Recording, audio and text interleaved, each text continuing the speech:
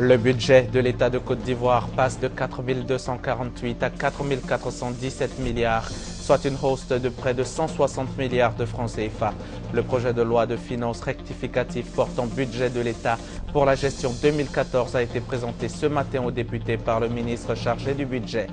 Face à la progression de l'épidémie à virus Ebola qui continue de tuer, plusieurs zones ont dû être mises en quarantaine. Des organisations internationales se mobilisent pour éviter des pénuries alimentaires dans ces zones. La lutte contre les fraudes dans l'établissement des titres de transport semble déjà porter ses fruits.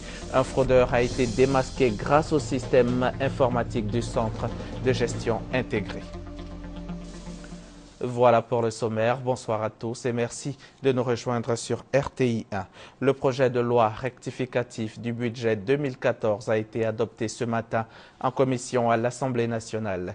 Le budget, approuvé à l'unanimité des députés de la Commission des affaires économiques, passe de 4 248 à 4 417 milliards de francs CFA, soit une hausse de près de 160 milliards de nos francs. Les précisions de Jean-Jacques Kwame. Face aux députés de la Commission des affaires économiques et financières, le ministre chargé du budget a donné les raisons de la hausse du budget de l'État de Côte d'Ivoire pour l'année 2014. Ce budget passe de 4 248,2 milliards de francs CFA à 4 407,4 milliards de francs CFA. Les raisons de cet écart d'environ 160 milliards de francs CFA, selon le ministre chargé du budget, sont entre autres une hausse au niveau des redevances portuaires, des revenus perçus sur le cacao et le gaz, et surtout de l'augmentation de l'émission des titres entendés eurobonds émis sur les marchés monétaires et financiers internationaux. Des signaux qui montrent que l'économie de la Côte d'Ivoire se porte bien et confirment que le taux de croissance de 9,1% attendu en 2014 est réalisable. Concernant l'enveloppe allouée à l'investissement, les précisions du ministre. Aujourd'hui, nous mettons un accent fort sur l'investissement. Lorsque vous regardez le budget de l'État en 2008, l'investissement représentait moins de 20% du budget de l'État. Aujourd'hui, l'investissement que nous faisons représente le tiers, quasiment le tiers du budget de l'État. Et justement, c'est cet investissement qui va créer de la croissance et nous permettre d'avoir des niveaux de croissance qui soient importants, pouvoir créer de l'emploi et pouvoir nous permettre de pouvoir nous développer dans les années à venir. Après le passage devant les députés de la Commission des affaires économiques et financières du projet de loi des finances rectificatives portant budget de l'État pour la gestion 2014, le projet sera soumis ce vendredi en séance plénière pour adoption lors de la clôture de la deuxième session extraordinaire du Parlement. On reste à l'Assemblée nationale avec l'Union des femmes parlementaires pour la promotion du genre. Créé depuis mai, le mouvement a été officiellement présenté au chef du Parlement Guillaume Soro hier à l'hémicycle. Le président de l'Assemblée nationale a profité de l'occasion pour proposer son soutien et des orientations aux 25 femmes députées de Côte d'Ivoire. Léon Bro. Ce parapheur que remet le député Clarisse Caillot au président de l'Assemblée nationale Guillaume Soro contient les documents portant création du caucus des femmes parlementaires, la plateforme de promotion du genre au sein du Parlement. Entre autres documents, le plan d'action du caucus, un plan stratégique qui repose selon la secrétaire générale de la plateforme sur 10 axes. Le tout pour sensibiliser à une meilleure prise en compte des questions touchant à la femme dans les activités parlementaires, dira la première vice-présidente du Parlement, également présidente du caucus. Prônez la promotion du genre, prônez l'inclusion des femmes à la sphère décisionnelle, c'est prôner le développement, c'est aller à l'émergence. Pour saluer l'avènement du caucus des femmes parlementaires, le président de l'Assemblée nationale explique que son appel à promouvoir le genre au cours de cette législature a été entendu. Guillaume Soro donne une contribution, non sans assurer les 25 femmes députées de son soutien permanent à leur combat.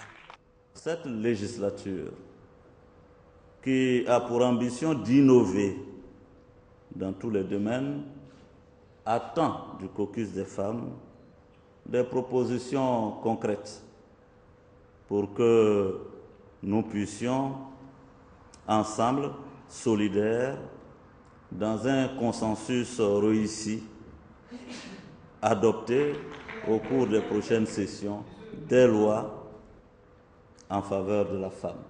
Le caucus des femmes parlementaires a été officiellement porté sur les fonds baptismaux en mai dernier, après que les députées ivoiriennes se sont inspirées de l'expérience sénégalaise en matière de promotion du genre.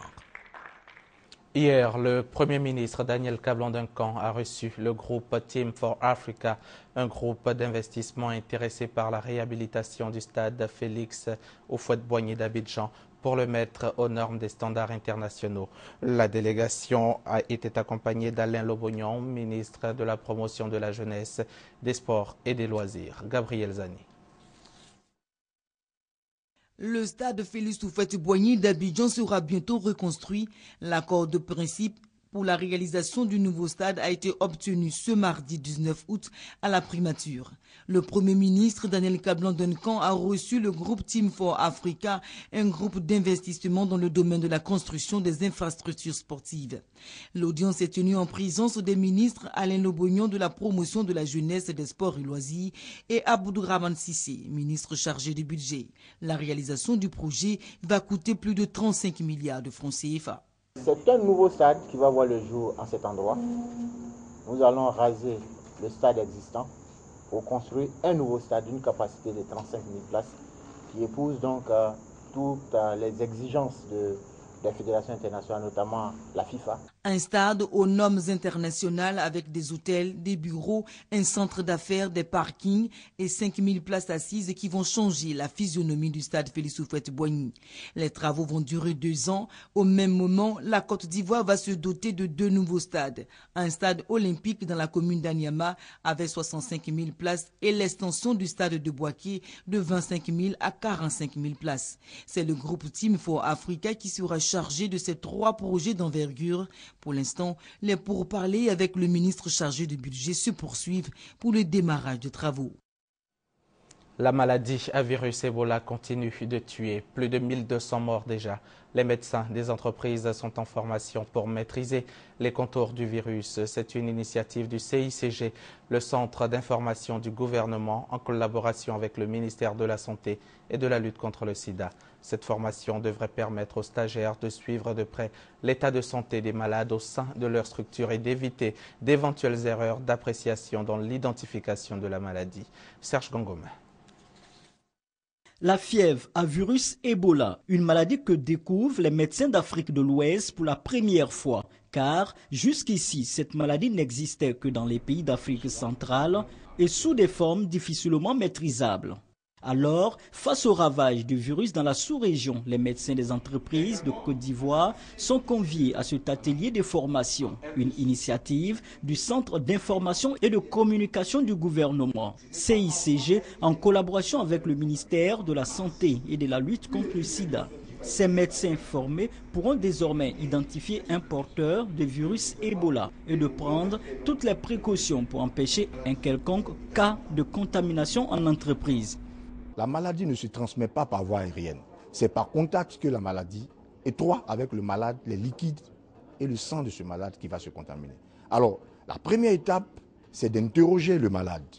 Interroger le malade pour rechercher ses facteurs d'exposition, notamment la notion de séjour. Est-ce que ce malade-là, il a séjourné dans les zones en épidémie? Est-ce que ce malade-là, il a touché à un autre malade? Est-ce que ce malade a mangé de la viande de brousse?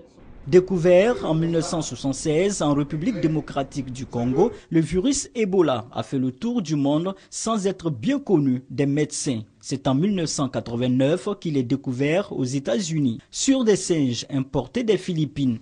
Mais à cette période, le virus ne se manifestait pas avec autant de virulence. Et puis pour éviter des pénuries alimentaires dans les zones sous quarantaine en Afrique de l'Ouest, des organisations internationales se mobilisent. Reportage.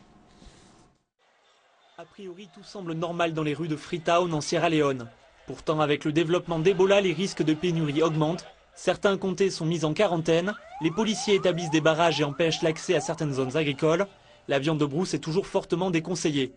Pour éviter la crise alimentaire, l'Organisation mondiale de la santé intervient. Pour éviter plus de contamination d'Ebola, il est crucial, il est essentiel que les gens dans ces zones aient accès à la nourriture, à l'eau, à une bonne situation sanitaire, ainsi qu'à d'autres objets basiques. Au Libéria, mais aussi en Sierra Leone et en Guinée, le Fonds alimentaire mondial affirme qu'il nourrira à terme 1 million de personnes. Les employés de l'organisation sont déjà à l'œuvre dans les 3 pays. Les opérations sont très intenses et nous comptons accélérer quand les besoins augmenteront. Si nous allons dans un autre pays, vous verrez que les mêmes opérations s'y déroulent. Nous voulons anticiper les problèmes et non pas attendre pour réagir. Les régions mises en quarantaine sont les premières bénéficiaires du fonds alimentaire. Par définition, les habitants ne peuvent en sortir. Impossible donc pour eux de se nourrir sans aide du programme alimentaire mondial. Au Sierra Leone, l'organisation prévoit une aide pour un peu moins de 10% de la population. Notre objectif est de servir 400 000 bénéficiaires, car nous savons que l'épidémie d'Ebola a affecté les moyens de subsistance des Sierra-Léonais. Nous pensons même qu'une fois l'épidémie contrôlée, il y aura une pénurie alimentaire. Pour l'heure, les pays touchés par Ebola ne connaissent pas encore de pénurie, mais la vigilance est de mise pour endiguer toute aggravation de la situation. Dans le cadre de la campagne préventive Ebola en Côte d'Ivoire, mobilisons-nous tous contre l'Ebola. Le ministère de la Santé et de la lutte contre le sida organise un atelier de formation et d'information pour les personnels de santé du secteur privé, polycliniques, cliniques, cabinets médicaux, cabinets dentaires, infirmeries et pharmacies. L'atelier se tiendra le jeudi 21 août 2014 de 14h à 18h à la salle de conférence de l'immeuble Siam, 6 au 20e étage.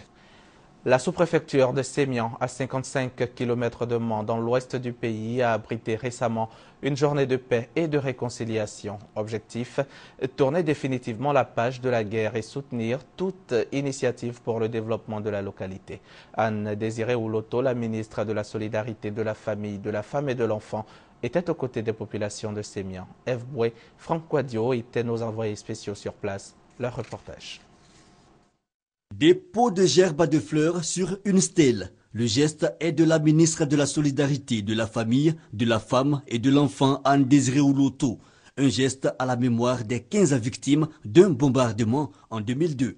Retour dans le passé pour mieux penser les plaies du présent, c'est le sens de cette journée de paix et de réconciliation organisée par les 11 communautés vivantes à Sémian dans la région du Guémon. Pourquoi ne pas adhérer à ce processus de réconciliation basé sur l'ordre démocratique et la légalité républicaine du mandat du président Alassane? Il y a des raisons profondes de nous réconcilier. Un modèle de cohésion sociale salué et encouragé par la ministre Anne-Désirée Ouloto. Elle exhorte par ailleurs les populations à soutenir les actions du président Alassane Ouattara en faveur du développement. Comme Alassane Ouattara a demandé pardon au nom de tous les Ivoiriens, acceptez. Et puis vous aussi, pardonnez. Si on ne pardonne pas, est-ce qu'on peut parler de développement? Vivre, non vivre, livres sains et dons en espèces ont été offerts aux populations de Sémian. La lutte contre les fraudes dans l'établissement des titres de transport semble déjà porter ses fruits. Un fraudeur a été démasqué grâce au système informatique du Centre de gestion intégré. L'information a été donnée ce matin au cours d'un point de presse animé par le directeur général du Centre de gestion intégré des opérations des transports routiers. Et c'était en présence de Koné Pargassoro et Franck Quadio. Le nouveau système de gestion intégrée des transports routiers initié depuis le 26 juillet dernier par le ministre des Transports fonctionne correctement. Ce sont les mots du directeur général du Centre de gestion intégrée CGI au point presse organisé à la salle de conférence du ministère des Transports. Selon Ibrahima Koné, ce nouveau système a permis de constater un cas de tentative de fraude sur des dossiers à fournir pour l'obtention du permis de conduire. Ce monsieur s'est présenté avec un document falsifié, donc qui portait un numéro de carte d'identité. Donc, quand il s'est présenté au guichet et que donc, cette information a été renseignée au niveau de la base tout de suite a fait ressortir le fait qu'il y avait une incohérence du fait que cette personne qui avait rentré son empreinte digitale ne correspondait pas au numéro d'identité qui était donc présenté. Tout de suite, il est passé aux aveux et donc il a été envoyé donc au niveau de la sécurité.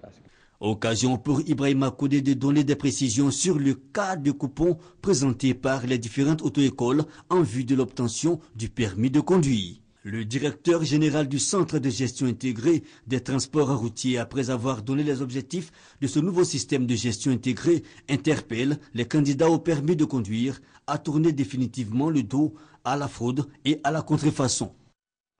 Reportage signé Kodé Pargassoro et Franck Quadio.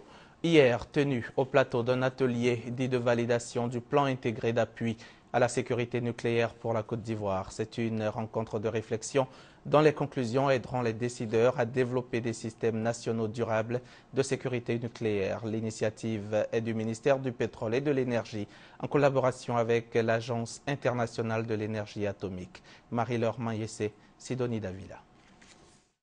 Une rencontre pour parcourir le plan intégré d'appui à la sécurité nucléaire en Côte d'Ivoire. Dans les faits, ce plan est un ensemble de mesures préventives avec pour objectif d'assurer la sécurité nucléaire dans le pays. Il contient une proposition d'organisation, la détection du matériel nucléaire, des sources radioactives, la réponse qu'il faut apporter donc, à ça pour assurer la sécurité et puis les conditions qu'il faut mettre en place pour que cette réponse-là soit durable. La technologie nucléaire est utilisée partout dans le monde pour consolider le développement durable. Néanmoins, ces technologies sont utilisées dans un contexte international marqué par bien de fléaux à risque, dont le terrorisme. Raison pour laquelle l'Agence internationale de l'énergie atomique, associée à cet atelier de formation initié par le ministère du Pétrole et de l'Énergie, encourage les États à prévoir des mesures sécuritaires liées au nucléaire. La sécurité nucléaire est un domaine assez nouveau dans nos États africains. Donc, ce qui fait que l'AUA encourage les États membres à se doter d'un plan d'appui à la sécurité nucléaire. Plusieurs experts prennent part aux travaux de cet atelier. La rencontre qui prendra fin ce jeudi devra donc accoucher de la finalisation du plan intégré d'appui à la sécurité nucléaire en Côte d'Ivoire. Le projet sera ensuite soumis au gouvernement. Le président de la République sera bientôt dans la région de Lifou pour une visite d'État, une visite à laquelle la jeunesse de Daoukro accorde beaucoup de crédit. Elle place un espoir réel dans cette visite d'État. Eugène Atoubé revient de Daoukro, il nous décrit l'atmosphère qui y règne. Dans tous les milieux jeunes de Daoukro, on entend dire que la visite du président de la République dans la région de Lifou est pour la jeunesse locale porteuse de tous les espoirs. Dans cette ville où les jeunes constituent une frange importante de la population, la question de leur emploi et de leur insertion dans le tissu socio-économique se pose avec acuité. Avec la présence dans la région des entreprises en charge de l'exécution des travaux précédant cette visite, ils avaient espéré quelques boulots à exécuter, mais des illusions. Il a été demandé aux jeunes de s'inscrire au niveau des sociétés pour avoir quelque chose à faire. Ça, c'est pour permettre de réduire le taux du chômage et permettre à la jeunesse d'avoir un peu à manger. Nous ne constatons seulement que 2 jeunes de Daoukro qui travaillent au niveau de ces sociétés. Nous nous posons la question, qu'est-ce que les autorités ont-ils fait pour que cette situation arrive? À Daoukro, les jeunes ne cachent pas leur amertume, très remontée contre les entreprises qu'ils accusent de ruiner leurs espoirs. Mais implicitement, c'est surtout la nouvelle équipe municipale qui est indexée. Aujourd'hui, ces jeunes se sentent oubliés et abandonnés. Les entreprises qui ont pris contact avec nous ont demandé de les aider à s'installer, à trouver un endroit pour abriter leur machinerie et autres. La mairie s'est opposée à ce sens-là, à leur donner satisfaction. Ceux qui voulaient recruter du personnel sur place, c'est ce que nous leur avons demandé. Mais ceux qui en avaient la capacité en ont recruté. Il y a des jeunes de Daoukro qui travaillent dans ces sociétés-là. Mais là, nous avons que il est difficile au maire d'en imposer cela en dehors de leurs besoins. La jeunesse de Daoukro passe pour une frange veule et apathique. Seul son comportement au quotidien et ses rapports avec les 4 élus locaux pourront changer cette image. Mais à Daoukro, la question que tout le monde se pose est: veulent-ils ces jeunes être vraiment les acteurs de leur propre réalisation?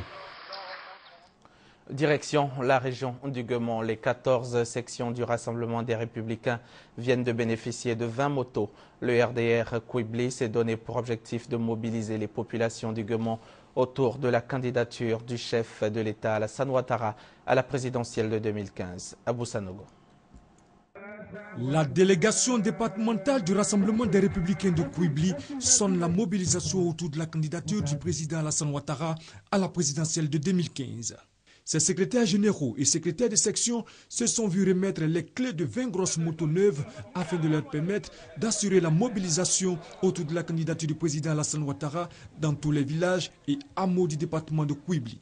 Un geste de Patrice Guéhi, cadre du RDR et fils de la région qui a invité l'ensemble des structures spécialisées à accompagner le président Alassane Ouattara dans ses actions de développement de la Côte d'Ivoire. Nous lançons le défi de passer à la vitesse supérieure, c'est-à-dire d'être majoritaire d'ici les prochaines échéances présidentielles, c'est-à-dire soit 15% au moins au président de la République dans cette région. 20 motos, ça couvre les 4 sous-préfectures du département de Kouibli. Pour les bénéficiaires, cette action témoigne de la solidarité qui caractérise le Parti des Républicains dans le département de Kouibli. Nous avons donné ces motos structures pour parcourir toutes nos régions afin que Kouibli soit acquis à la cause du président. Ça nous permet d'aller très loin et porter la parole du président de la République. Secrétaires généraux et secrétaires de section du Rassemblement des Républicains de la région de Kouibli se sont engagés à accompagner le président Alassane Ouattara pour un second mandat en 2015. La délégation départementale du Rassemblement des Républicains de Kouibli comprend 14 sections.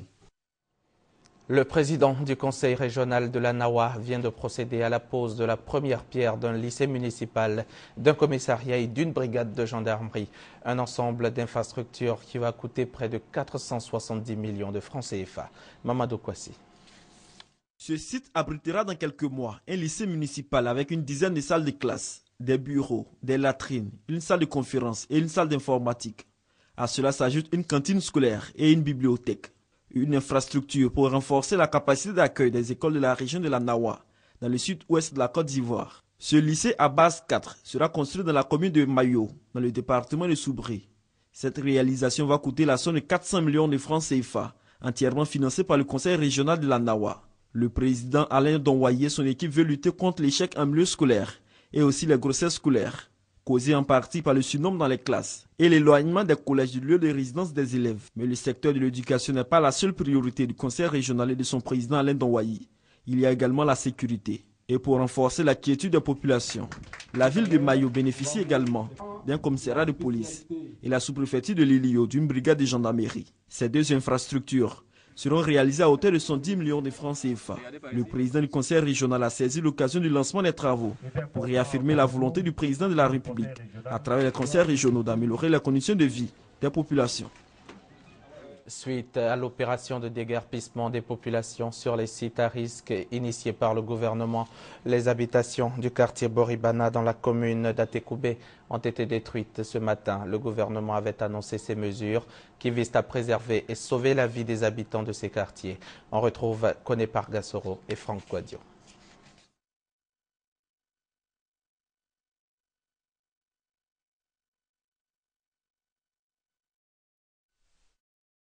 Un des nombreux quartiers précaires du district d'Abidjan, des habitations détruites, entre ruines et gravats, certains habitants tentent d'épargner quelques affaires. Sur le site, des engins démolisseurs sont en action.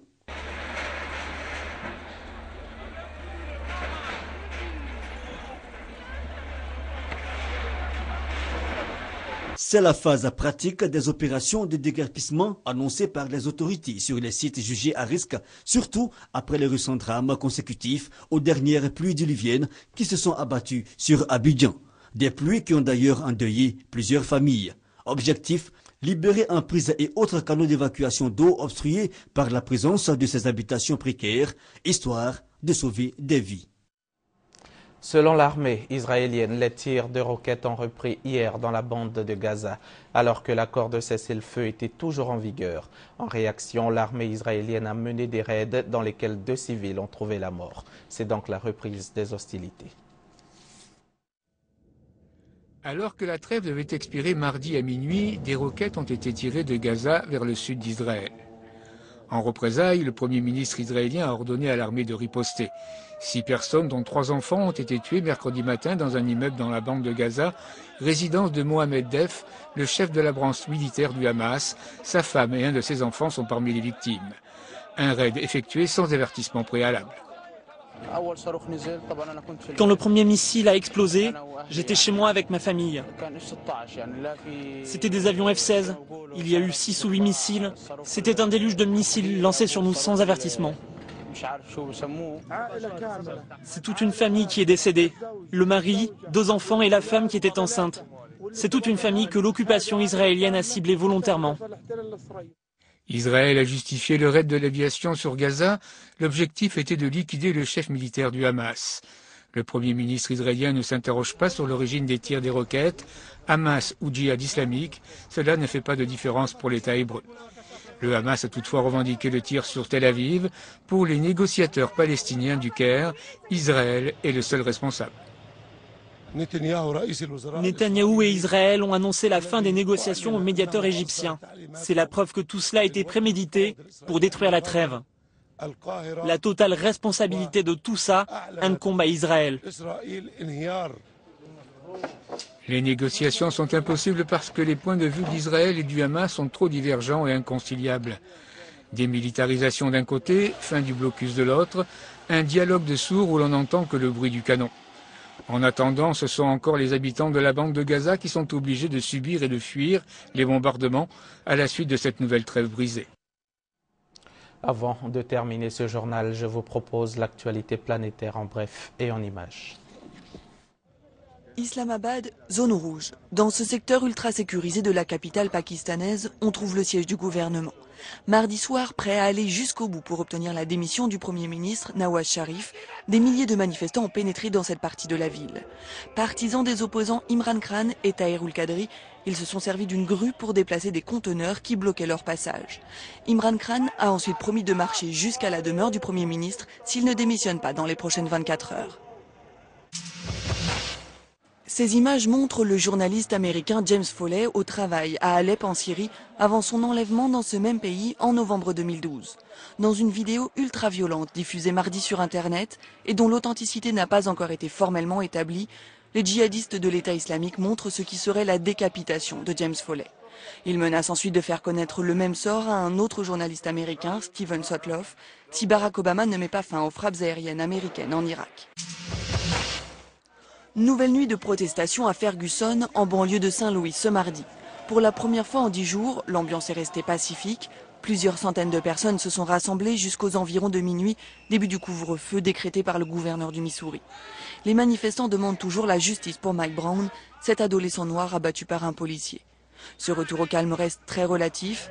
La police a annoncé avoir procédé à 47 arrestations et saisi 3 armes sur des protestataires mardi soir. Plus tôt dans la journée, à Saint-Louis, des policiers ont abattu un homme qui criait « Tuez-moi maintenant » et les menaçait, armé d'un couteau. L'Argentine, en défaut de paiement, change de stratégie pour rembourser sa dette. Jusqu'à présent, ces paiements transitaient par les États-Unis, ce qui a permis à la justice américaine de bloquer le dernier virement de 539 millions de dollars. Pour contourner le problème, la présidente Cristina Kirchner a annoncé un projet de loi qui permettra au pays de rembourser ses créanciers privés directement à Buenos Aires. Ceux qui le souhaitent pourront échanger leurs titres de dette libellés aux États-Unis contre des titres émis en Argentine afin de recevoir leur argent. C'est la fin de ce journal. Merci de l'avoir suivi. L'information continue sur les www.rti.ci. Bonne suite de programmes sur la chaîne qui rassemble.